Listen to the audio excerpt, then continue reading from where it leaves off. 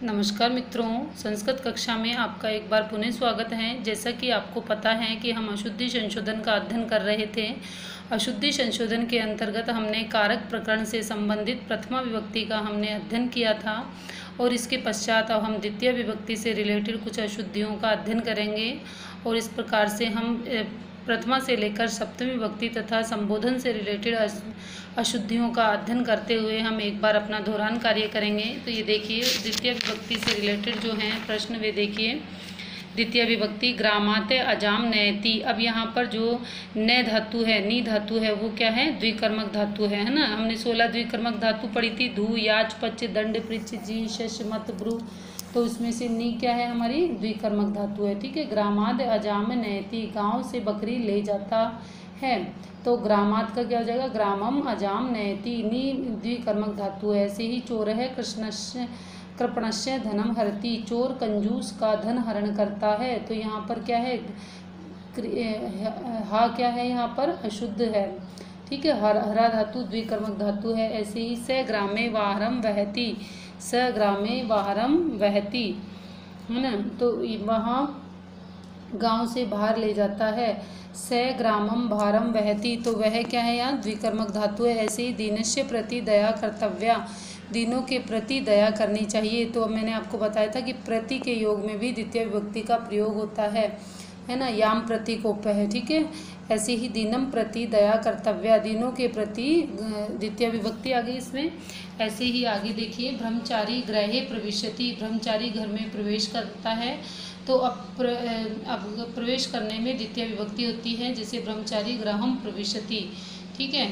ऐसे ही शत्रुवे स्वर्गे आगच्छान, शत्रु स्वर्ग में गए। तो गम धातु के योग में द्वितीय विभक्ति शत्रुवः स्वर्गम आगच्छन्। ऐसे ही गो दोग्धि पाये, वह गाय से दूध पीता है, दूता है, अर्थात गाम दोग्धि पाये अर्थात दू द्विकर्मक धातु। ऐसी देवदत्त शतम मुष्णति, मुष्ण का अर्थ होता है चुराना। देवदत्त से 100 रुपये चुराए, तो शतम देवदत्त है शतम मुष्णाति। तो इस तरह से हमारे द्वितीय विभक्ति से रिलेटेड कुछ अशुद्धियाँ थी जिनको हमने सही किया। और भी उदाहरण हैं, तो अपने कुछ उदाहरणों का हमने अध्ययन किया। अब आगे देखिए, तृतीय विभक्ति से संबंधित जो उदाहरण है वे देखो, है ना।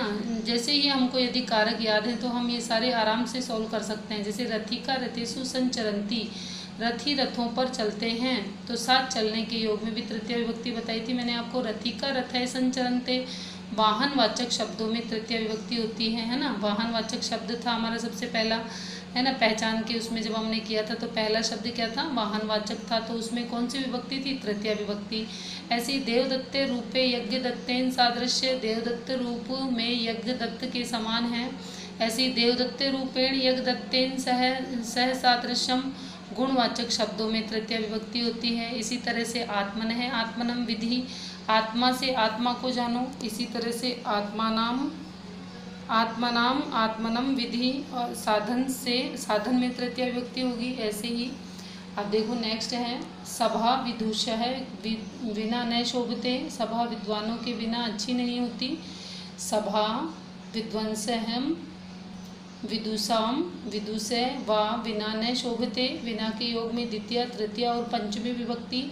अलम अति विस्तारेण, बहुत विस्तार मत करो। अलम अति विस्तारेण, अलम के योग में तृतीय विभक्ति। स पराक्रम में भीमेन सादृश्य, वह पराक्रम में भीम के समान है ना। इसके सादृश्य के योग में मैंने आपको बताया था तृतीय विभक्ति होती है। स पराक्रमेण भीमेन सादृश्यम।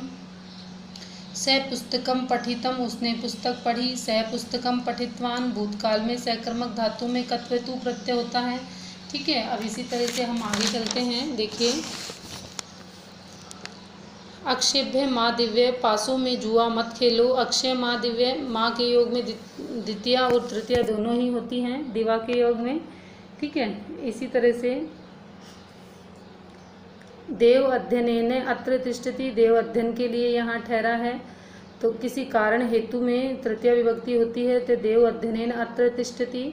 स जाते क्षत्रिय, वह जाति से क्षत्रिय है। स जात्या क्षत्रियाः, जाति गत लक्षण में तृतीय विभक्ति होती है। अलम श्रमात त्वय महीपालय, हे राजन श्रम मत करो। अलम श्रमेण त्वय महीपालय, अलम के योग में तृतीय विभक्ति होती है। त्वम वानरस्य साकम धावसी, तू वानर के साथ दौड़ता है। त्वम वानरेण साकम धावसी, अर्थात सह साकम समम सार्धम तृतीय विभक्ति होगी। ठीक है। और इसी तरह से सहस्त्रम धान्य क्रीडति, हजारों रुपए से धान खरीदता है।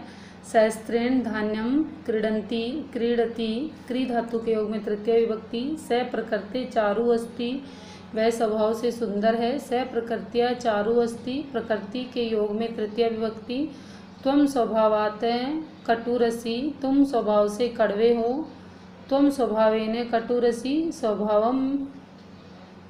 स्वभाव के योग में तृतीय विभक्ति। धर्मात हीन है पशु भी समाना, धर्म से हीन पशुओं के समान है। धर्मेण हीन है पशु भी समाना, हीन के योग में तृतीय विभक्ति। शशिनः सहयति कौमुदी, चांद के साथ चांदनी चली जाती है। शशिना सहयाति कौमुदी, सह के योग में तृतीय विभक्ति होती है। त्वम निजय मित्रस्य सार्धम कुत्र गतः, तुम अपने मित्र के साथ कहाँ गए थे। त्वम निजः मित्रस्य सार्धम कुत्र गतः, सार्धम के योग में तृतीय विभक्ति होती है। और इसी तरह से अब आगे देखिए। स नेत्रेण काणः, कर्णो योगस्य बधिरो अस्ति, वह नेत्रों से काना और कानों से बहरा है। स नेत्रेण काणः कर्णेभ्याम च बधिरो अस्ति, अंग विकार में अंगवाचक शब्दों में तृतीय विभक्ति होती है। स जटाभ्य तापसे, वह जटा के द्वारा तापसी मालूम होता है। स जटा भी इस तापस है, लक्षणवाचक शब्दों में तृतीय विभक्ति होती है। इसी तरह से हम चतुर्थी विभक्ति का भी अध्ययन करेंगे। देखो, पिता पुत्रे क्रुध्यति, क्रुद्ध ध्रुव ईर्ष्या द्वेष इत्यादि के योग में मैंने आपको बताया था चतुर्थी विभक्ति होती है। तो पिता पुत्राय क्रुध्यति, तो क्रुद्ध धातु के योग में चतुर्थी विभक्ति बता दिया आपको। ऐसे ही गुरु शिष्य कूप्यति, है ना, वही बात है इसमें भी, क्रोध वाली। गुरु शिष्याय कूप्यति क्रुद्ध धातु वाली।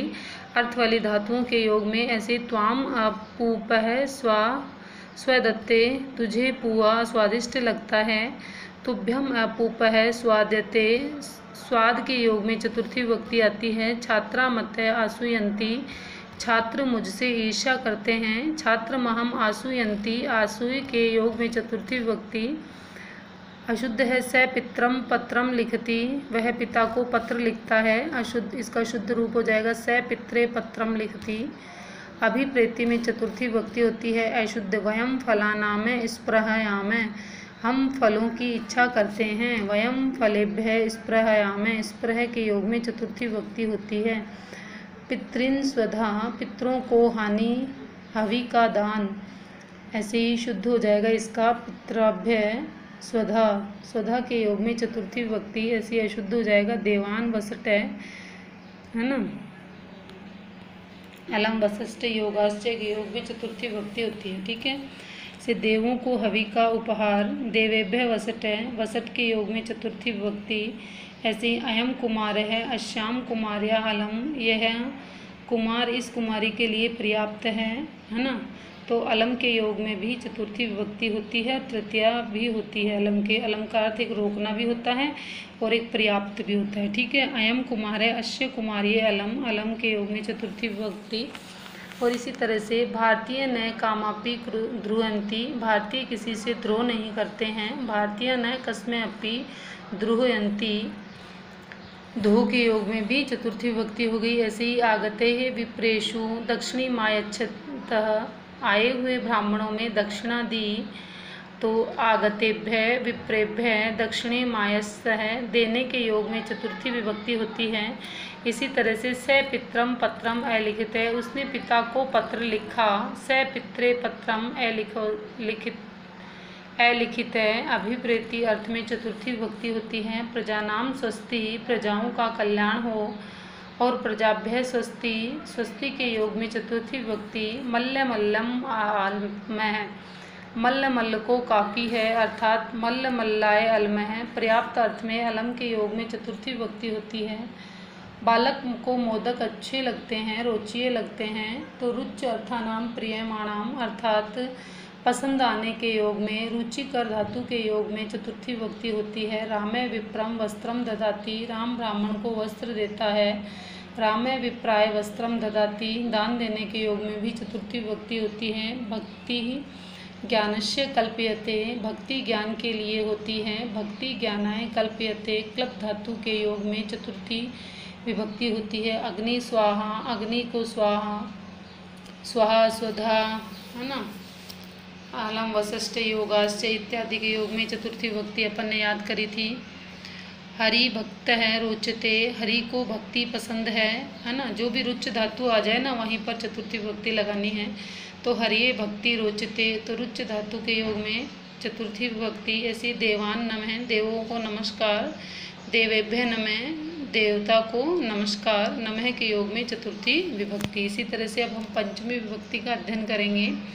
अशुद्ध है, जननी जन्म भूमिश्च स्वर्गदपि गर्यसी, माता व जन्म भूमि स्वर्ग से भी अधिक महान है ना। तो जहाँ महान हो वहाँ पर पंचमी विभक्ति होती है। जैसे तुलनात की जाए वहाँ पर जननी जन्म भूमिश्च स्वर्गदपि गर्यसी, बहुत सारों में से किसी एक को बताया गया है ना। पंचमी विभक्ति होती है। आमूलेन कथा श्रोतुम इच्छामि, शुरू से कथा सुनना चाहता हूँ, चाहने के योग में भी चतुर्थी पंचमी विभक्ति होती है। अमूलात्म कथा नाम में श्रोतुम इच्छामि, मर्यादा अभिविधि अर्थ में आ के योग में पंचमी विभक्ति होती है। ऐसे ही देवदत्तेन अन्य के तत्र गमिष्यन्ति, देवदत्त से भिन्न कौन वहाँ जाएगा। देवदत्तात अन्य के तत्र गमिष्यति, अन्य के योग में पंचमी विभक्ति हो जाएगी। ऐसे ही छात्र है, अध्यापकेन संस्कृत पठन्ति, छात्र अध्यापक से संस्कृत पढ़ते हैं। छात्रा अध्यापकात् संस्कृतम पठन्ति, नियम पूर्वक विद्या अध्ययन में पंचमी विभक्ति होती है। ऐसे ही वृक्षेण पत्राणि पतन्ति, वृक्ष से पत्ते गिरते हैं, तो से अलग होने के योग में भी पंचमी विभक्ति मैंने आपको बताई थी। तो वृक्षात् पत्राणि पतन्ति, है ना। अपादान में पंचमी अशुद्ध हो गया। दुर्जनानाम धर्मेण प्रमाद्यन्ति, दुष्ट धर्म से प्रमाद करते हैं, तो दुर्जना नाम है धर्मात प्रमादंती, प्रमाद अर्थ में पंचमी विभक्ति होगी। से पापेन विरमति, वह पाप से रुकता है। से पापात विरमति, विराम अर्थ में पंचमी विभक्ति। तो कहीं से निकलने के योग में भी पंचमी विभक्ति होती है। जैसे हिमवता गंगा प्रभवती, हिमालय से गंगा निकलती है, तो इसमें पंचमी विभक्ति होगी। कामेन क्रोधे अभिजायते, काम से क्रोध उत्पन्न होता है। कामात क्रोधे अभिजायते, उत्पन्न होने में पंचमी विभक्ति होती है। स यवेन गाम वार्यति, वह जो से गाय को हटाता है। स यवात गाम वार्यति, वारण करने में पंचमी विभक्ति होगी। स तिले माशान प्रति यच्छति, वह तिलों के बदले उड़द देता है। स तिलभ्य माशान प्रति यच्छति, प्रतिदिन में पंचमी विभक्ति। प्रतिदान में पंचमी विभक्ति होती है। स शैश्वेन प्रभृति चतुर है, वह बचपन से ही चतुर है। स शैश्वात प्रभृति चतुर है, प्रभृति के योग में पंचमी विभक्ति होती है। इसी तरह से आगे देखिए। स सिंहस्य विभेति, वह शेर से डरता है। स सिंहात विभेति, डरने वाले अर्थ वाली धातुओं में पंचमी विभक्ति होती है। रामस्य बिना अयोध्या सुनना जाता है, राम के बिना अयोध्या सुनी हो गई है। रामात बिना अयोध्या सुनना जाता, बिना के योग में द्वितीया तृतीया और पंचमी विभक्ति हो गई। त्वम केन पठसी, तुम किससे पढ़ते हो। त्वाम, है ना, किसी से पढ़ने के योग में नियम पूर्वक पढ़ा जाए, है ना, या पढ़ाया जाए, उसमें भी पंचमी विभक्ति होती है ना। तो देखिए त्वम पुस्तकात्, त्वम कस्मात् पठसी। ऐसे ही वयम पापेन जुगुप्सामहे, हम पाप से घृणा करते हैं।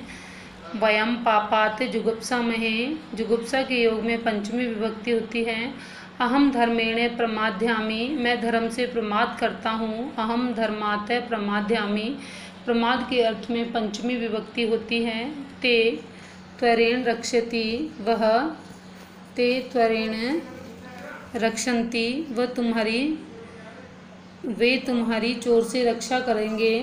अर्थात रक्षा के योग में पंचमी विभक्ति। ते त्वया चोरात रक्षामि, अन्येन कार्येन परम कार्य नास्ति, इस काम से बढ़कर कोई काम नहीं है ना। परम के योग में पंचमी विभक्ति। अस्मात् तत्कार्यात् परम कार्य नास्ति।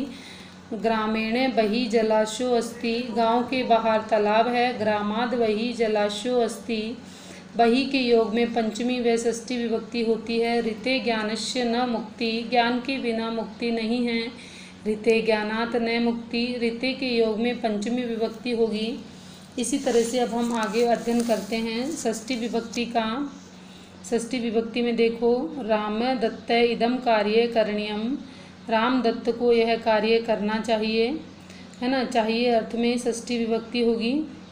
राम दत्तेन इदम कार्य करणीयम, अनियर में तृतीया और षष्ठी दोनों होती हैं। किम माँ भगवान न पूजनीया, अब इसमें देखो, क्या भगवान मुझे पूज्य नहीं हैं, अनियर में किम मम भगवान न पूजनीय हैं। ऐसे ही श्यामे मोहने चे क्रियान भेदा, श्याम और मोहन में कितना भेद है।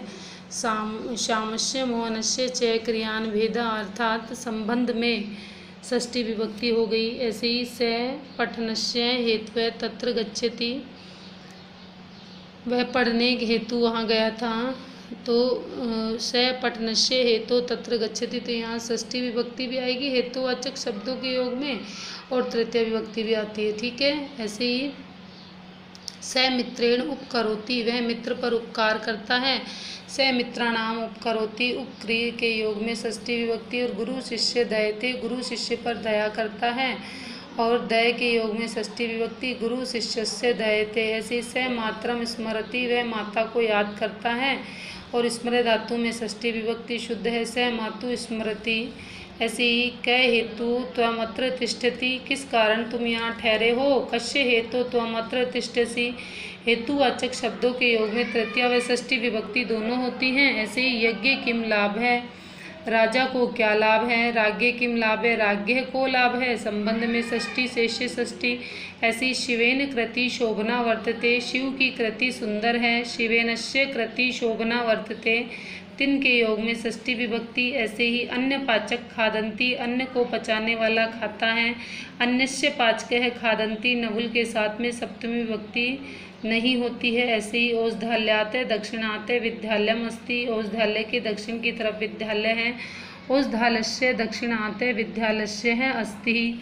और इस तरह से मम पुस्तकाते नीरसे तरु विलसति, मेरे सामने सूखा वृक्ष खड़ा है।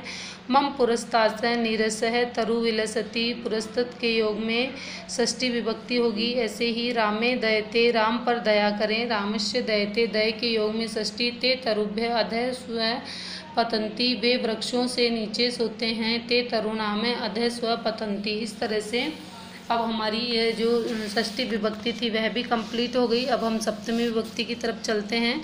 स रात्रि गमिष्यन्ति, वह रात को जाएगा। कालवाचक शब्दों में सप्तमी विभक्ति भी होती है, द्वितीया भी होती है और तृतीया भी होती है।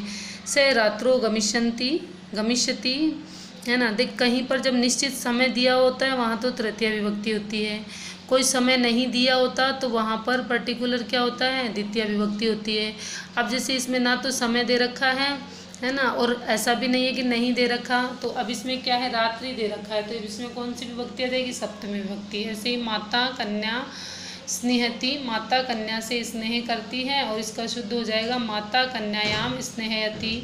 ऐसे ही नेक्स्ट है अध्यापकाः छात्रान् विश्वसन्ति, अध्यापक छात्रों पर विश्वास करते हैं। अध्यापका छात्रेषु विश्वसन्ति, विश्वास के योग में सप्तमी विभक्ति होती है। से सर्वेभ्य बालकेभ्य बुद्धिमत्ताम, वह सब बालकों से अधिक बुद्धिमान है। से सर्वेषु बालकेषु बुद्धि, अब देखो बहुत सारों में से किसी एक को बताया जाए तो सप्तमी, और दो में से किसी एक को छांटा जाए तो वहाँ पर क्या होती है, पंचमी विभक्ति होती है, ठीक है। अस्ति में स्नेह सूचक जो शब्द होते हैं उसमें सप्तमी विभक्ति होती है। ऐसे ही स ग्राहम निवसति, वह घर में रहता है। स ग्रहे निवसति, नी प्लस वस के योग में सप्तमी विभक्ति। और स आसनम उपविशति, वह आसन पर बैठता है। स आसने उपविशति। ऐसे ही नेक्स्ट है आषाढ़स्य प्रथम दिवसा स मेघान अपश्यत, आषाढ़ के पहले दिन उसने बादल को देखा। आषाढ़स्य प्रथम दिवसे स मेघान अपश्यत, कालवाचक शब्दों में सप्तमी विभक्ति होती है।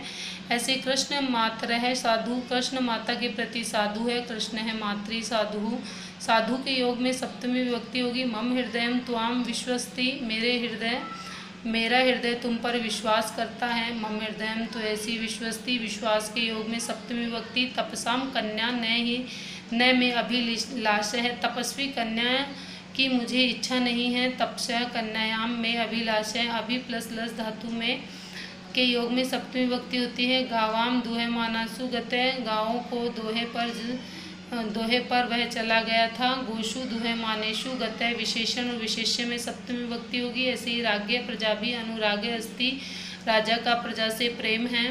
और राज्ञ प्रजासु अनुरागे अस्ति, अनु प्लस रंज के योग में सप्तमी विभक्ति। खलस्य ने को अपि विश्वस्ति, दुष्ट का कोई विश्वास नहीं होता है। खले को अपि न विश्वसिति, विश्वास के योग में सप्तमी विभक्ति। ऐसे ही श्याम कर्मणः कुशलः, श्याम कर्मों को कुशलता से करता है। ऐसे ही श्याम कर्माणि कुशलः, साधु निपुण कुशल के योग में सप्तमी विभक्ति। ऐसे ही कविभ्य कालिदास श्रेष्ठ, कवियों में कालिदास श्रेष्ठ। समुदाय में से किसी एक की विशेषता बताते हैं तो वहाँ पर सप्तमी विभक्ति होती है। ऐसे ही शिष्य गुरुवे महति श्रद्धा वर्धते, शिष्य की गुरु के प्रति महान श्रद्धा है। शिष्यस्य गुरु महति श्रद्धा वर्धते। तो इस तरह से हमारी जो सप्तमी विभक्ति थी वह भी कंप्लीट हो गई है।